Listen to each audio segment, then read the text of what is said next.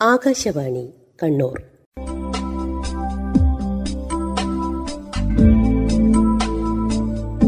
ആരോഗ്യദീപ്തി.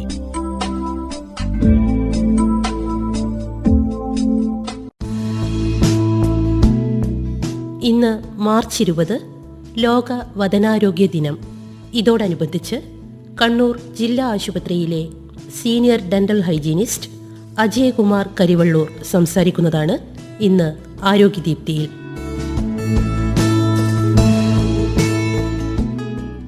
ലോകാരോഗ്യ സംഘടനയുടെ കണക്കുകൾ പ്രകാരം ലോക ജനസംഖ്യയുടെ 80% പേരിലും വിവിധ ദന്ത വദന രോഗങ്ങൾ ബാധിച്ചവരായാണ് കണക്കുകൾ വ്യക്തമാക്കുന്നത്. ഇതുമൂലമുണ്ടാകുന്ന ആരോഗ്യ, സാമൂഹ്യ, സാമ്പത്തിക പ്രത്യാഘാതങ്ങൾ വളരെയേറെയാണ്. വളരെ മെച്ചപ്പെട്ട രീതിയിൽ ദന്താരോഗ്യം സംരക്ഷിക്കേണ്ടതിന്റെ പ്രാധാന്യം ഏറെയാണ്. രോഗപ്രതിരോധ ശേഷി ശരിയായ അളവിൽ നിലനിർത്തുന്നതിൽ വദനാരോഗ്യത്തിനും വലിയ പങ്കുണ്ട്. ദന്തശുചിത്വത്തിലുള്ള അവബോധമില്ലായ്മ, പഞ്ചസാര ചേർന്ന ഭക്ഷണത്തിന്റെ അമിതോപയോഗം, ഫാസ്റ്റ് ഫുഡ്, കറിമസാലകളുടെ അമിതോപയോഗം എല്ലാം ദന്തവദന രോഗത്തിന് വളരെയേറെ കാരണമാകുന്നുണ്ട്. ദന്തരോഗം, ഹൃദ്രോഗം, സ്ട്രോക്ക്, പ്രമേഹം എന്നിവയ്ക്ക് മാത്രമല്ല മറ്റെല്ലാ ആന്തരാവയവങ്ങളുടെ രോഗാവസ്ഥയ്ക്ക് വരെ കാരണമായേക്കാം എന്നാണ് പുതിയ പഠനങ്ങൾ വ്യക്തമാക്കുന്നത്. സംസ്ഥാനത്ത് 100,000 പേരിൽ 14 പേർക്ക് വായിലെ അർബുദം ബാധിച്ചിട്ടുണ്ടെന്നാണ് ഏറ്റവും പുതിയ പഠന റിപ്പോർട്ട് വ്യക്തമാക്കുന്നത്. 100,000 പേരിൽ 140 പേർ വദനാർബുദത്തിന് മുൻപുള്ള പ്രീ ക്യാൻസർ ലക്ഷണങ്ങളുള്ളവരാണ്. മൊത്തം ജനസംഖ്യയുടെ 90% പേർക്കും മോണരോഗമുണ്ട്. ഇതിൽ 55% പേരിലും കലശലായ മോണരോഗ സാധ്യത ഉള്ളവരാണ്. 35% കൗമാരക്കാരിലും നിരതെറ്റിയ പല്ലുകൾ മൂലമുള്ള പ്രശ്നങ്ങൾ നേരിടുന്നു. ജനിച്ച കുഞ്ഞുങ്ങളിൽ 1000 പേരിൽ 2 പേരിൽ ദന്തവദന വൈകല്യ സാധ്യത ഉള്ളവരാണ്. മോണരോഗമുള്ള സ്ത്രീകളിൽ മാസം തെറ്റിയുള്ള പ്രസവ സാധ്യത ഏറെയാണ്. ആമാശയരോഗം, ത്വക്കുരോഗം, കുട്ടികളിൽ വിഷാദരോഗം തുടങ്ങി ദന്തവദന രോഗങ്ങൾ എല്ലാ രോഗങ്ങൾക്കും ഹേതുവാകുന്നു. ആരോഗ്യമേഖലയിൽ വിപ്ലവകരമായ മാറ്റങ്ങൾ കഴിഞ്ഞ 2 പതിറ്റാണ്ടായി ഉണ്ടായിട്ടുണ്ടെങ്കിലും രാജ്യത്ത് പൊതുജന ദന്താരോഗ്യ ബോധവൽക്കരണത്തിൽ ജനങ്ങൾ വേണ്ട രീതിയിൽ അവബോധം വന്നിട്ടില്ല എന്നതാണ് യാഥാർത്ഥ്യം. ആരോഗ്യമുള്ള വായ, ആരോഗ്യമുള്ള ശരീരത്തിനും മനസ്സിനും എന്നതാണ് ഈ വർഷത്തെ ലോക വദനാരോഗ്യ ദിന സന്ദേശം. വായയുടെ സംരക്ഷണത്തിൽ ഏറ്റവും പ്രധാനപ്പെട്ട കാര്യങ്ങളാണ് ബ്രഷിങ്ങിന്റെ രീതിയും ശാസ്ത്രീയമായ ബ്രഷിംഗ് രീതിയും. നമ്മുടെ വ്യക്തി ശുചിത്വ ശീലങ്ങളിൽ ഏറ്റവും പ്രധാനമാണ് ടൂത്ത് ബ്രഷിംഗ്. നാം ബ്രഷ് ചെയ്യുമ്പോൾ മാസങ്ങൾക്കുള്ളിൽ തന്നെ ബ്രഷിന്റെ ബ്രിസിൽസ് തേഞ്ഞു നശിക്കാറുണ്ട്. 3 മാസത്തിലൊരിക്കൽ നിർബന്ധമായും ബ്രഷ് മാറ്റുന്നതാണ് നല്ലത്. വിവിധ തരം മോഡലുകളിൽ ഇന്ന് ടൂത്ത് ബ്രഷ് വിപണിയിൽ സുലഭമാണ്. പല്ലു വൃത്തിയാക്കുവാനായി ആദിമ മനുഷ്യൻ കണ്ടുപിടിച്ച ആദ്യത്തെ ഉപകരണമല്ല ബ്രഷ്. 5000 വർഷങ്ങൾക്ക് മുമ്പ് പ്രാചീന ഈജിപ്തുകാർ വായ വൃത്തിയാക്കുവാൻ ചിലയിനം കുറ്റിച്ചെടികളുടെ കമ്പുകൾ ഉപയോഗിച്ചിരുന്നു.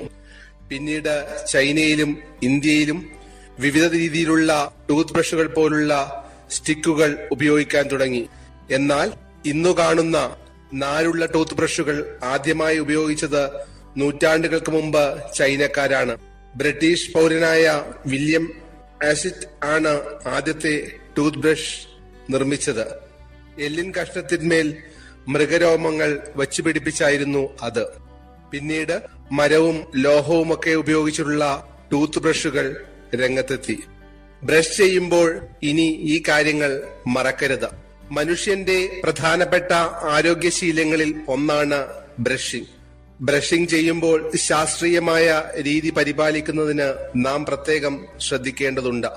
രാവിലെ ഭക്ഷണത്തിന് മുൻപ് ബ്രഷ് ചെയ്യാത്തവരായി ആരും ഉണ്ടാകില്ല. എന്നാൽ രാത്രിയിൽ ഭക്ഷണത്തിന് ശേഷം ബ്രഷിംഗ് ചെയ്യാൻ വിമുഖത കാണിക്കുന്നവരാണ് മലയാളികളിൽ ഏറിയ പങ്കും. ഇതുമൂലം ദന്തക്ഷയവും മോണരോഗവും ഉണ്ടാകാനുള്ള സാധ്യത ഏറെയാണ്. അതുകൊണ്ട് രാത്രിയിൽ ഭക്ഷണത്തിന് ശേഷം ബ്രഷിങ്ങിന്റെ കാര്യം മറക്കരുത്. ബ്രഷിങ്ങിന്റെ സമയം വളരെ പ്രധാനമാണ്. ശാസ്ത്രീയമായ ബ്രഷിങ്ങിന് 2 മിനിറ്റ് മാത്രമേ ആവശ്യമുള്ളൂ. എന്നാൽ നമ്മളിൽ പലരും 5 മുതൽ 10 മിനിറ്റ് വരെ സമയം ബ്രഷിങ്ങിനായി ഉപയോഗിക്കുന്നു എന്നതാണ് യാഥാർത്ഥ്യം. ഇതുമൂലം 40 വയസ്സാകുന്നതോടെ പല്ലു തേയ്മാനം കേരളത്തിൽ കൂടുതൽ കാണപ്പെടുന്നു. വെളുത്ത പേസ്റ്റ് ഉപയോഗിക്കുന്നതാണ് പൊതുവെ ദന്താരോഗ്യത്തിന് നല്ലത്. ദന്താരോഗ്യ സംരക്ഷണത്തിന് ബ്രഷിംഗ് പരമപ്രധാനമാണ്. ജീവിതാവസാനം വരെ സംരക്ഷിക്കാം നമ്മുടെ പല്ലുകളെ. വ്യക്തി ശുചിത്വത്തിൽ നാം ഏറെ ശ്രദ്ധ പുലർത്തുന്നവരാണെങ്കിലും ദന്തശുചിത്വത്തിൽ കാണിക്കുന്ന അവഗണന പല്ലുകളുടെ വാർദ്ധക്യാവസ്ഥ വേഗത്തിലാക്കുന്നു. പൊതുവെ പറഞ്ഞാൽ മലയാളികളിൽ 40 വയസ്സ് കഴിയുന്നതോടുകൂടി പല്ലുകൾക്ക് വാർദ്ധക്യാവസ്ഥ പിടിപെടുന്നു. അതായത് മധ്യവയസ്സിൽ തന്നെ വായയും പല്ലുകളും വാർദ്ധക്യാവസ്ഥയിലെത്തുന്നു. പൊതുവെ വാർദ്ധക്യാവസ്ഥയിൽ കാണുന്ന ഒരു രോഗമാണ് വായുണങ്ങൽ.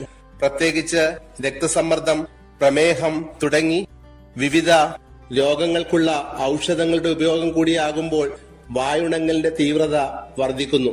ഇങ്ങനെ വായിൽ തുപ്പൽ കുറയുമ്പോൾ ഇത് പല്ലുകളുടെ റൂട്ട് കാരീസിനും അസഹ്യമായ വായനാറ്റത്തിനും വഴിതെളിയിക്കുന്നു.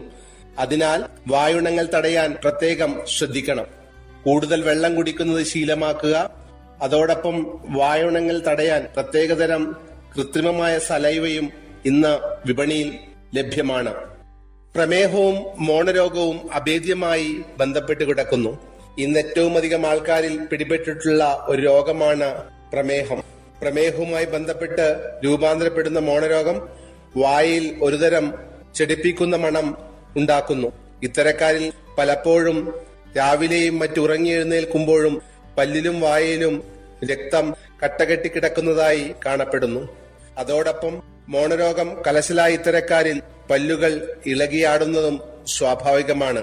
ഇങ്ങനെ മോണരോഗം ബാധിച്ചവരിൽ ഫലപ്രദമായ ചികിത്സ തേടുകയാണെങ്കിൽ പ്രമേഹത്തിന് കഴിക്കുന്ന ഗുളികകളുടെ ഡോസും കുറയ്ക്കുവാൻ സാധിക്കുമെന്ന് പഠന റിപ്പോർട്ടുകൾ വ്യക്തമാക്കുന്നു. അതുകൊണ്ട് പ്രമേഹ രോഗികൾ 6 മാസത്തിലൊരിക്കൽ പല്ല് നിർബന്ധമായും പ്രൊഫഷണൽ ക്ലീനിംഗ് ചെയ്യുന്നതും നല്ലതാണ്. കൃത്യമായ ഇടവേളകളിൽ ഭക്ഷണം കഴിക്കുന്നതാണ് നല്ലത്. സമയക്രമമില്ലാതെ എപ്പോൾ ഭക്ഷണം കിട്ടിയാലും ഭക്ഷണം കഴിക്കുന്ന ശീലം ഒഴിവാക്കണം. ഭക്ഷണശേഷം ശരിയായി വായ നല്ലതുപോലെ കഴുകി വൃത്തിയാക്കണം. ഭക്ഷണാവശിഷ്ടങ്ങളിൽ ബാക്ടീരിയ വളരെ പെട്ടെന്ന് പ്രതിപ്രവർത്തിച്ച് പല്ലുകളുടെയും മോണയുടെയും ആരോഗ്യത്തെ ദോഷകരമായി ബാധിക്കുന്നു. പൊതുവായ ആരോഗ്യത്തിൽ പല്ലുകളുടെയും വായുടെയും ആരോഗ്യവും ഏറ്റവും പ്രധാനപ്പെട്ട ഒന്നാണെന്ന കാര്യം പലർക്കും വേണ്ടത്ര അറിവുള്ള കാര്യമല്ല.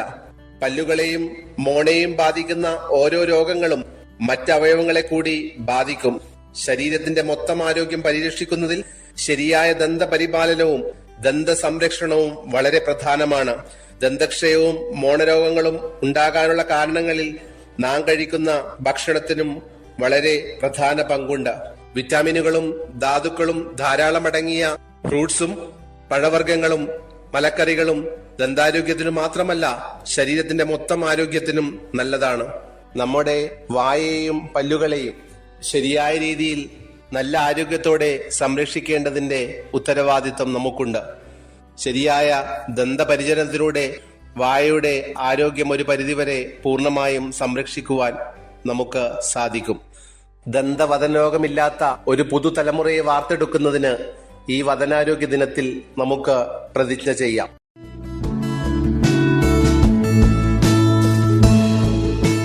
ലോക വദനാരോഗ്യ ദിനാചരണത്തോടനുബന്ധിച്ച് കണ്ണൂർ ജില്ലാ ആശുപത്രിയിലെ senior dental hygienist Ajayakumar Karivellur സംസാരിച്ചതാണ് ഇതുവരെ കേട്ടത്.